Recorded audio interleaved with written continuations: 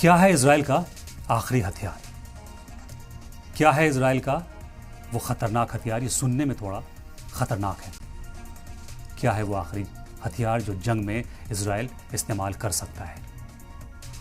क्या वो ईरान के साथ साथ पूरे मिडल ईस्ट को तबाह कर देगा, या उससे भी कहीं ज्यादा खतरनाक इरादे हैं इजराइल के? लेकिन वो इरादा है क्या?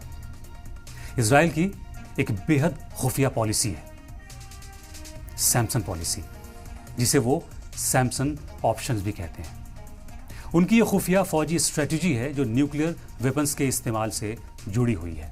अगर आसान लफ्जों में कहें तो ये इजराइल का आखिरी हथियार है या आखिरी रास्ते की पॉलिसी है।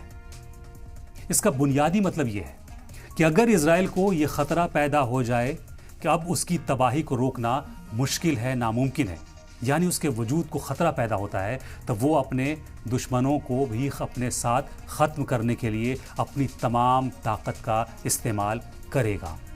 गौर से सुनिएगा, यानी वो न्यूक्लियर वेपन का भी इस्तेमाल कर सकता है। ये बेहद खतरनाक और डरावना रास्ता है। सैमसन पॉलिसी की बात सबसे पहले 1991 में सामने आई थी, जब एक इन्वेस्टिगेटिव जर्नलिस्ट सिमोर हर्श ने अपनी किताब द सैमसन ऑप्शन में मशहूर किया था। सिमोर हर्श एक रसूखदार और निडर इन्वेस्टिगेटिव जर्नलिस्ट में से शुमार किए जाते हैं।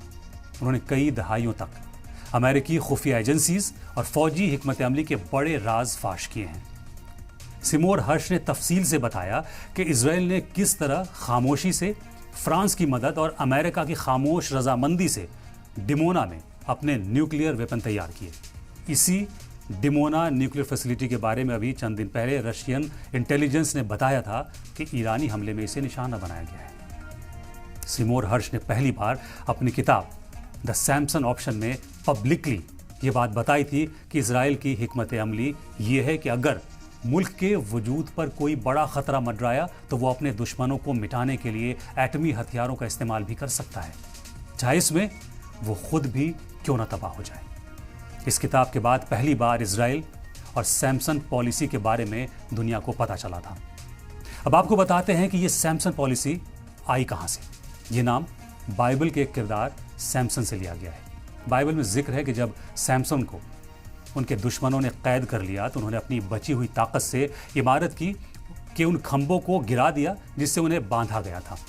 इससे पूरी इमारत ढह गई और सैमसन खुद तो मरे ही, लेकिन उनके साथ साथ हजारों दुश्मन भी उसमें दबकर मर गए। तो यही है वो इजराइल की सैमसन पॉलिसी। मतलब अगर मैं मरूंगा तो सबको साथ लेकर मरूंगा।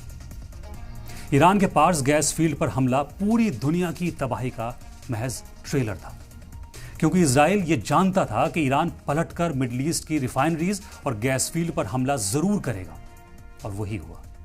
और इस वक्त पूरी दुनिया तेल, गैस और एनर्जी क्राइसिस से गुजर रही है।